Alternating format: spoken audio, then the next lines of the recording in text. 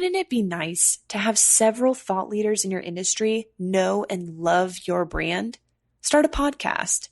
Invite your industry's thought leaders to be guests on your show, and start reaping the benefits of having a network full of industry influencers. Learn more at sweetfishmedia.com.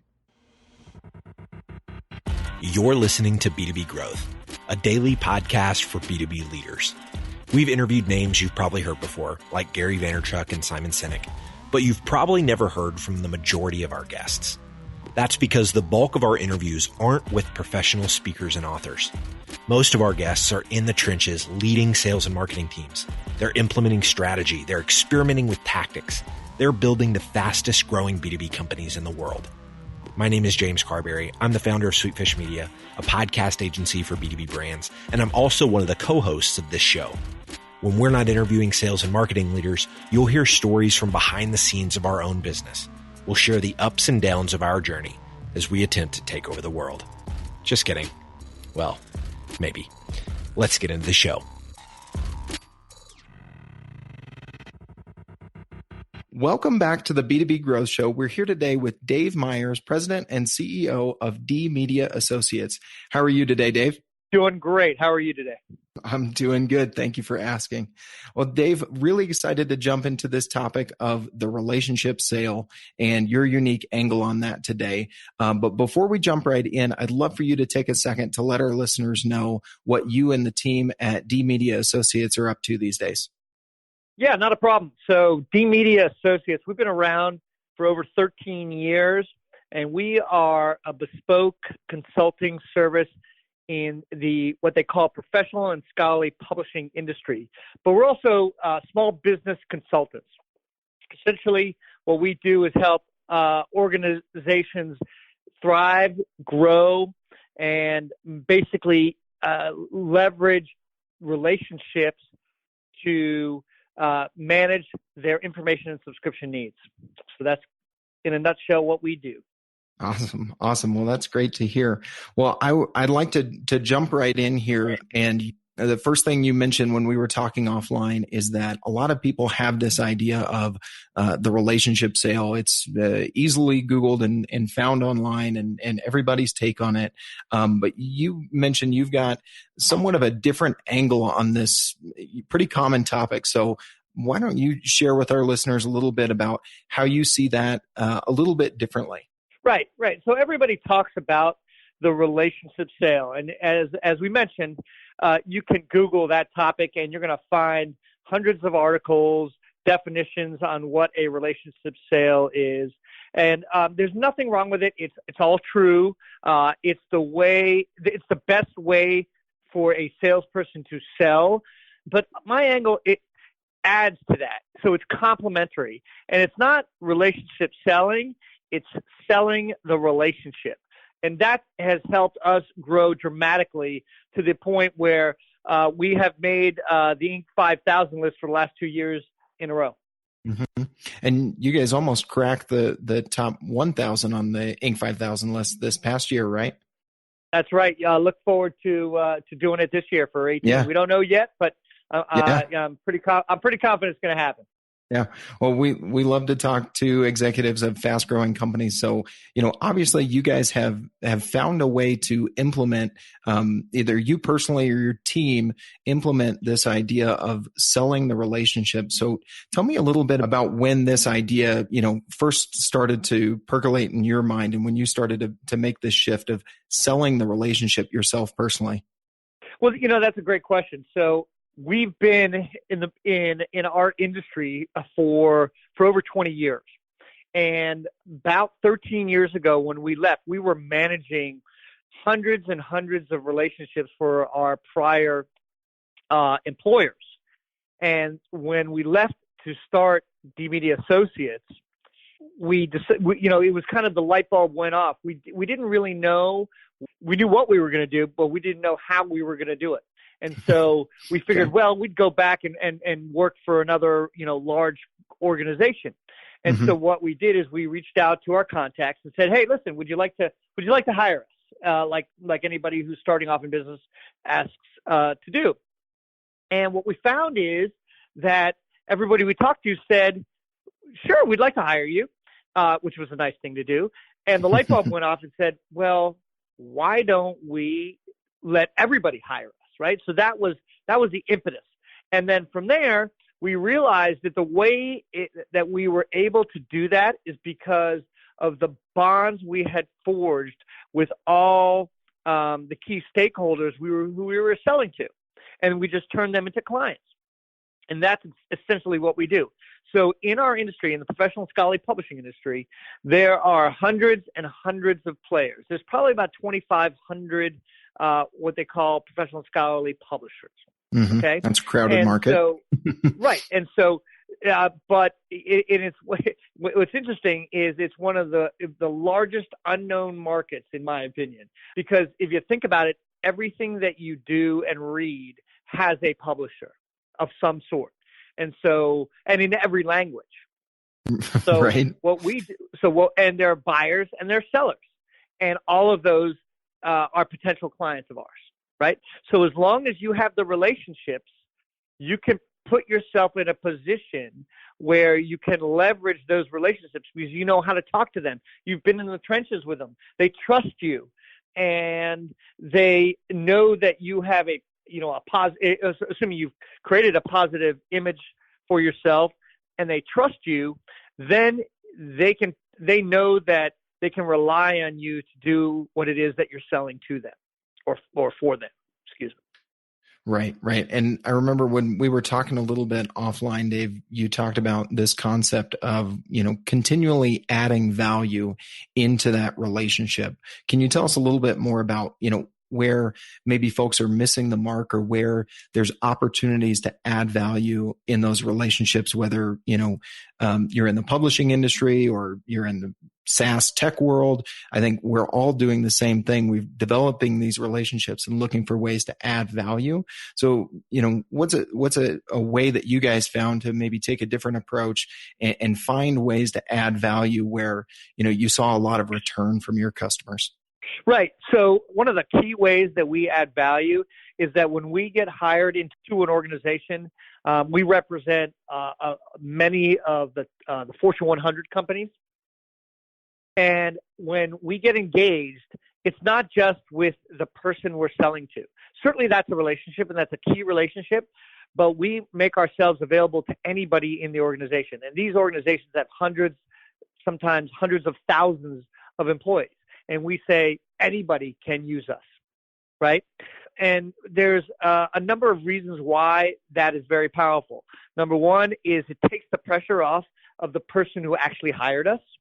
It allows them and their colleagues to show that they've added value. It allows the relationship to expand and creates multiple touch points such that we've never lost a client in the 13 years we've been in business. There is, let's say one of your key relationships, the person you're selling to, leaves, gets fired, whatever it may be. What happens to that relationship if that's the only relationship with your customer, right? Mm-hmm. Now, a new person's going to come in and, they want to leave their mark on the organization and they look to bring in their own people. But if everybody in the organization knows who you are and you've delivered quality service, it's much harder to get rid of you, right? So that's, and more importantly, you must add value, but that's what we do. And so, and that's the reason why we haven't lost a client yet. Yeah. I mean, for a lot of our listeners that are in the B2B sales world, I think they can definitely relate in that, you have an account that you've been working with for a long time. And if you've got one point of contact that you really have a strong relationship with, you can very quickly start from ground zero if you haven't gone deeper and wider within that account, right? That's right. And, so the 3 points that I wanted to kind of highlight is when you do that, you build trust and establish like a positive brand image. Mm-hmm. You will turn your customers into your advocates. And so they will advocate on your behalf. And what we've shown is that it also increases sales. So not only do you have the sale that you've closed with that one customer, but you can get more revenue out of that same customer because people will find reasons to give you work, right? It's much easier once you have an incumbent to give them the work, then to, find a new person to do the same thing that you're searching for the additional work to be done, and who will do it. Right. Have there been some specific creative ways that you guys have marketed to or built relationships within your existing customer base that you could share, Dave? So it's all about the relationship. So we take great pains to get in front of our customers at multiple times throughout the year. It's very easy in today's technology savvy focused world to I don't want to say hide behind, but utilize technology to send emails, to send texts, even voice communication and video communication are the common folk. But we like to actually literally get in front of and touch people, right? Because you can't. There's a lot of things that you cannot see and hear and do without that. You can't see body language. It's tough to see what two potential customers are doing between themselves when you talk. And it really gives them a chance to get to know you as a person. Because at the end of the day, that's what they're buying. They're buying you as a person that they trust to solve their problems for you. And so, that's one of many. Yeah. I mean, it's pretty fundamental, but it's also a little bit counterintuitive, especially for, some of our folks in younger generations that have been used to, everything these days is about doing it faster and quicker. And sometimes the way to grow faster is actually to do it maybe a less technically, quote unquote, efficient way. Get in front of people, take time to visit your customers at their place of business, get in front of them, plan that trip. There's ways to do that strategically and effectively, but I think you made a great point there, Dave, on just bringing it back to relationships take time and being in front of people. And it sounds like that's been a real key for you guys in driving relationships, is taking time to get in front of people. Right. And let me just add to that, if I may, is that especially for the younger generation, everybody is doing it the way you just mentioned, right? They're trying to do it faster, better with technology. And so doing it, I don't want to say old school way, but that's what's coming to mind, actually distinguishes you from your competition, right? Because if everybody's doing it the new school way, go old school, right? It's analogous to everybody sending emails, send a handwritten letter. Yep. It's the same thing, right? And it'll distinguish you. You'll be remembered. Yep. Well, I love that you're saying that, because we've kind of employed this strategy. We've built a lot of relationships with our clients through this podcast, and you and I are talking at, different ends of the country right now and connecting, and that's great. But one thing we've done is organized dinners and lunches across the country so that we could get face to face with our guests, with our listeners. And man, that slight change has made a tremendous impact in the relationships we've been able to form. So I definitely hear what you're saying there. And we've been seeing the proof of what you're talking about, in our own practice, Dave. So I think it's phenomenal advice. Yeah, I echo everything you're just saying. All right. Well, Dave, this has been a great conversation. I love this concept of focusing on relationships first to really drive revenue. If folks listening to this would love to stay connected with you, what's the best way for them to go about doing that, Dave? Absolutely. We'd be happy to talk to anybody about their issues and give any type of advice we can. We can be reached at www.DMediaAssociates.com. That's DMediaAssociates.com. I can personally be reached at Dave@DMediaAssociates.com. And we're located in Potomac, Maryland. Awesome. Well, thanks for sharing that, Dave. This has been a great conversation. Before we let you go today, we wanted to take a second to share a special offer for B2B Growth listeners and a way to get 50% off an amazing upcoming conference. As you guys may already know, our friends over at Flip My Funnel are putting on another great conference this year. The 2018 Flip My Funnel conference is just a few weeks away, August 8th in Boston. It's going to be a great event. I was just checking out the speaker list earlier today, and we've got There are some phenomenal speakers lined up. So here's the deal. If you go to get your tickets at flipmyfunnel.com, click the 2018 conference in the top banner, enter the promo code B2B growth. That's B, the number 2, B growth, just like our show title here. Use that promo code. We'll get you 50% off the price of admission to the Flip My Funnel conference. So it's going to be a great event. We're really looking forward to connecting with a lot of our listeners. A lot of our past guests are going to be there. So go check out flipmyfunnel.com and make sure you use the promo code B2B growth when you get your tickets.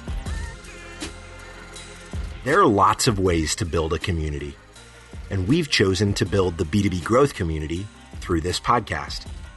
But because of the way podcasts work, it's really hard to engage with our listeners. And without engagement, it's tough to build a great community. So here's what we've decided to do. We're organizing small dinners across the country with our listeners and guests.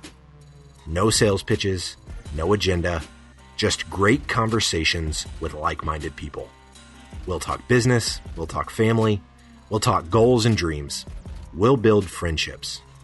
So if you'd like to be a part of a B2B growth dinner in a city near you, go to b2bgrowthdinners.com.